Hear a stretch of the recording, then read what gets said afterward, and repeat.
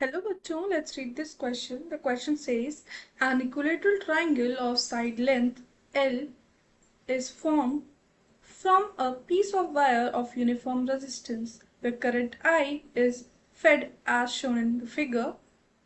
Then the magnitude of magnetic field at its center O is.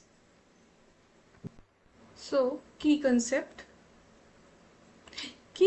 यहाँ पे जो होगा वो होगा की कंसेप्ट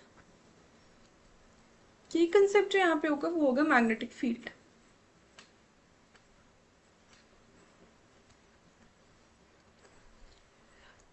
अगर कोई स्ट्रेट करंट कैरिंग कंडक्टर है, जैसे कि ये कोई स्ट्रेट करंट कैरिंग कंडक्टर है जिसमें करंट आई फ्लो कर रहा है और हमें किसी पॉइंट पी पर मैग्नेटिक फील्ड निकालनी है इसके वजह से, तो वो निकालते हैं हम।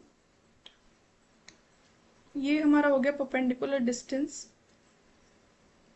और हम देखते हैं इसका जो एक एंड है और जो दूसरा एंड है उसे ज्वाइन करके देखते हैं। यहाँ पे एंगल मान लेते हैं ये जो एंड है वो अल्फा एंगल बना रहा है और ये वाला जो एंगल है वो है बीटा। तो यहाँ पे जो मैग्नेटिक फील्ड निकलेगी due to current carrying wire at point P, जो कि परपेंडिकुलर डिस्टेंस डी पे है इस वायर से, वो होती है हमारी B equals to mu naught by 4 pi I by perpendicular distance D sin alpha plus sine beta. ये होता है हमारी magnetic field due to a straight current carrying conductor, जो कि परपेंडिकुलर डिस्टेंस डी पर है उस पॉइंट पे जब हम निकालते हैं। तो सो क्वेश्चन में एक इक्विलेटरल ट्राइंगल हमें गिवन है, तो एक इक्विलेटरल ट्राइंगल बना लेते हैं। इसे इक्विलेटरल ट्राइंगल कंसीडर करते हैं। एक इक्विलेटरल ट्राइंगल है जिसकी जो पॉइंट्स है ए बी सी और जो हर एक साइड है इक्विलेटरल ट्राइंगल की वो है एल। जो करंट फ्लो कर रहा है यहाँ पे इस ब्रांच से जो करंट आ रहा है वो है आई और वो सेपरेट हो जाता है। एक इस ब्रांच में करंट जाता है, थोड़ा करंट इस ब्रांच में जाता है। यहाँ सेंटर है हमारा ओ और जो लेंथ गिवन है वो एल एल गिवन है हमें, एल एल एंड एल। तो जो इक्विलेटरल ट्राइंगल है ये इक्विलेटरल ट्राइंगल, ये हमारा सेंटर है इस इक्विलेटरल ट्राइंगल का ओ। तो अगर ये इक्विलेटरल ट्राइंगल है तो इसके सारे एंगल 60 होंगे और जो परपेंडिकुलर डिस्टेंस होगा सेंटर का इन वायर से वो ये होगा। हम मान लेते हैं कि ये जो परपेंडिकुलर डिस्टेंस है वो है डी और सारी जो वायर्स के साथ जो परपेंडिकुलर डिस्टेंस होगा वो सेम होगा, डी ही होगा। तो जो अगर ये इक्विलेटरल ट्राइंगल है तो ये जो पूरा एंगल होगा वो 60 डिग्री होगा, ये कंप्लीट एंगल 60 डिग्री होगा, ये कंप्लीट एंगल जो होगा वो 60 डिग्री होगा और जो ये हाफ एंगल होगा ये 30 डिग्री होगा और ये जो हमने परपेंडिकुलर डाला है ये 90 डिग्री है, ये 30 डिग्री है, ये 90 डिग्री है। तो ये एंगल जो हमें मिलेगा ये हमें 60 डिग्री मिलेगा। सेम यहाँ होगा, ये वाला एंगल भी हमें 60 डिग्री मिलेगा। तो जिस तरह से ये हमारी magnetic field due to straight wire होता है वही फॉर्मूला हम यहाँ पे यूज करेंगे। सबसे पहले करंट देख लेते हैं कि करंट कितना फ्लो करेगा दोनों वायर्स में।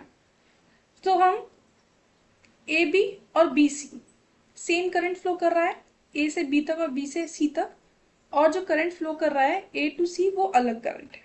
तो जो करंट फ्लो कर रहा है A B and then B C वो करंट हम I1 मान लेते हैं और जो current A to C flow कर रहा है उसको हम करंट I2 मान लेते हैं। तो जैसे हमें पता है कि जो रेजिस्टेंस होता है, resistance is directly proportional to length by area, area of cross section. यहाँ पे जो एरिया ऑफ क्रॉस सेक्शन है वो यूनिफॉर्म दिया हुआ है यहाँ पे, मतलब एरिया ऑफ क्रॉस सेक्शन दोनों ही वायर्स का सेम है। तो बेसिकली जो हमारा रेजिस्टेंस डिपेंड करेगा वो डायरेक्टली प्रोपोर्शनल टू लेंथ होगा, लेंथ पे डिपेंड करेगा। अब A to B and then B to C, तो टोटल लेंथ ऑफ वायर जो आ रही है हमारी वो आ रही है 2L और A to C जो वायर है उसकी लेंथ हमारी आ रही है L। तो एक तरह से हमारा जो करंट फ्लो कर रहा है वो इस तरह से फ्लो कर रहा है।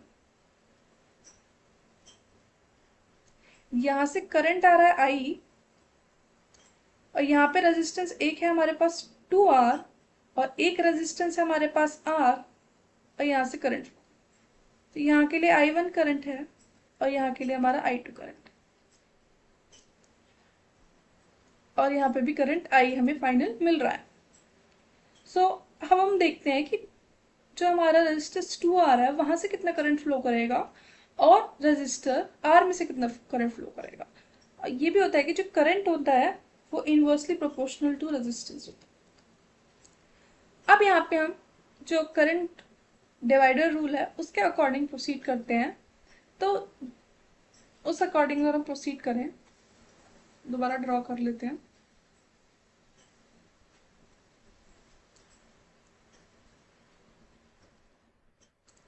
यहाँ से करंट I आ रहा है, ये है I1 current, I2 current, 2R and R, यहाँ से भी हमें I। तो जो करंट डिवाइडर रूल होता है उसके अकॉर्डिंग जिस ब्रांच में हम करंट निकाल रहे हैं, जैसे कि I2 ब्रांच में हम करंट निकाल रहे हैं, जैसे I1 में निकाल लेते हैं सबसे पहले। I1 ब्रांच में जब हम करंट निकाल रहे हैं तो इस ब्रांच के जो अपोजिट रेजिस्टर है वो आएगा ऊपर। उसके बाद जो टोटल रेजिस्टेंस है वो आएगा, मतलब 2R + R 3R, और जो हमारा इनिशियल टोटल करंट था वो। तो जो हमारा I1 में जो करंट फ्लो करेगा वो फ्लो करेगा I/3। सेम I2 में जो हमारा करंट फ्लो, I2 वाली जो ब्रांच है, I2 करंट कितना होगा, I2 के अपोजिट जो रेजिस्टेंस है 2R upon total resistance into total current, मतलब कि 2/3I। ये हमारा R ब्रांच में फ्लो करेगा करंट। सो अगर हम सबसे पहले जो हमारी ब्रांच है AB ब्रांच में हम अपना जो मैग्नेटिक फील्ड है, AB वायर क्या मैग्नेटिक फील्ड प्रोड्यूस करेगी O पॉइंट पर, वो हम निकालते हैं। तो एंगल तो हमें पता चल गया कि जो हमारी अल्फा और बीटा की वैल्यू होगी वो तो 60-60 होगी। तो हम सबसे पहले ब्रांच AB के लिए निकाल लेते हैं।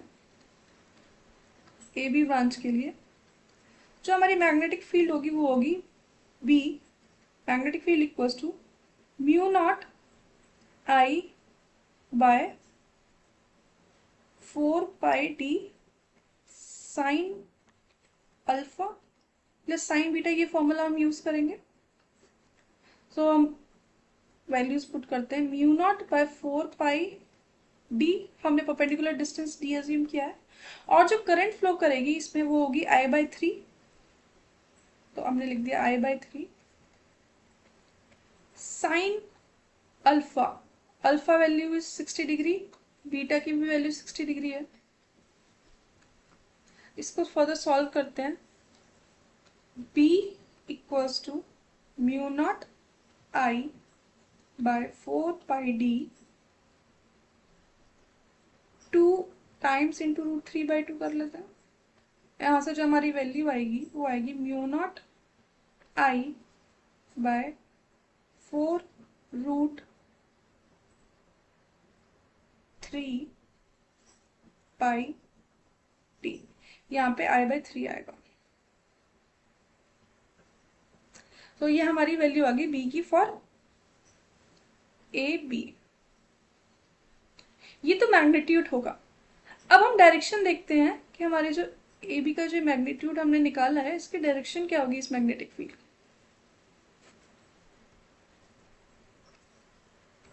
मैग्नेटिक फील्ड की जो डायरेक्शन होगी वो हम चेक करते हैं। जब हम अपनी राइट हैंड के थंब को in the direction of the current रखेंगे और जो हमारी फिंगर्स हैं वो हमें बताएंगी कि हम O पॉइंट पे हमारी मैग्नेटिक फील्ड की डायरेक्शन क्या होगी। जब हम अपने थंब को अलाइन करते हैं in the direction of the current और फिंगर्स को कर्ल करते हैं तो हमारी जो डायरेक्शन आ रही है वो आ रही है इनवर्ड इनटू द प्लेन। सो जो हमारी डायरेक्शन है वो है इनटू द प्लेन। ये तो हमारा हो गया magnetic field due to A B.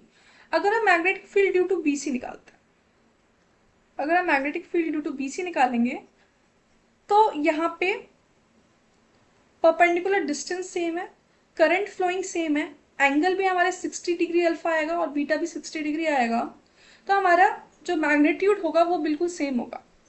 तो हमारा मैग्नीट्यूड ये लिख लेते हैं, mu naught I by 4 under the root 3 pi D. और जो डायरेक्शन होगी हमारे मैग्नेटिक फील्ड की वो हम देखते हैं। अगर हम राइट हैंड के थंब को करंट की डायरेक्शन में अलाइन करते हैं तो जो हमारी फिंगर्स हैं वो हमें मैग्नेटिक फील्ड की डायरेक्शन बताएंगी एट द पॉइंट ओ। तो जो fingers into the plane direction बता रही है, तो जो हमारी मैग्नेटिक फील्ड की डायरेक्शन होगी इसके भी इनटू द प्लेन होगी, इनटू द प्लेन क्रॉस। अब हम जो मैग्नेटिक फील्ड है वो ड्यू टू एसी ब्रांच निकाल लेते हैं। ईसी ब्रांच के लिए हमारा होगा mu naught by 4 pi D, perpendicular distance D है, करंट जो फ्लो करेगी इसमें करेगी 2 आई बाय 3, और जो एंगल होगा वो होगा sine 60 degree plus sine 60 degree. So यहाँ से इसको हम सॉल्व करेंगे तो जो हमारी मैग्नेटिक फील्ड आएगी ड्यू टू एसी ब्रांच वो आएगी 2 mu naught I by 4 root 3 pi D. इसके भी हम डायरेक्शन चेक कर लेते हैं। अगर हम करंट की डायरेक्शन में अलाइन करते हैं अपने राइट हैंड के थंब को तो और कर्ल करते हैं अपनी फिंगर्स को, तो एट पॉइंट ओ जो हमारी fingers out of the plane हमें डायरेक्शन बता रही हैं, तो जो मैग्नेटिक फील्ड होगी इसकी वो होगी out of the plane, out of the plane, जिसको हम डॉट से इंडिकेट कर सकते हैं। सो जो हमारे ए बी की है वो इनटू द प्लेन है, बीसी की इनटू द प्लेन है और एसी की आउट ऑफ द प्लेन है। तो हम इन तीनों को ऐड कर लेते हैं तो हमें हमारी जो नेट मैग्नेटिक फील्ड होगी एट द पॉइंट ओ वो पता चल जाएगी due to A B B C and A C. So magnetic field हमारी हो जाएगी ए बी में है हमारी mu naught I by 4 root 3 pi D. अगर हम इनटू द प्लेन को नेगेटिव साइन से कंसीडर करते हैं तो negative sign minus mu naught I by 4 root 3 pi D. ये भी इनटू द प्लेन था तो इसको भी नेगेटिव कंसीडर करें, ये आउट ऑफ द प्लेन है तो इसको पॉजिटिव कंसीडर करते हैं, 2 mu naught I by 4 under the root 3 pi D. तो ये कैंसिल आउट हो जाएगा तो जो हमारी नेट मैग्नेटिक फील्ड आएगी वो आएगी 0। So the correct answer is option D, 0। Hope you understood it well. Best of luck.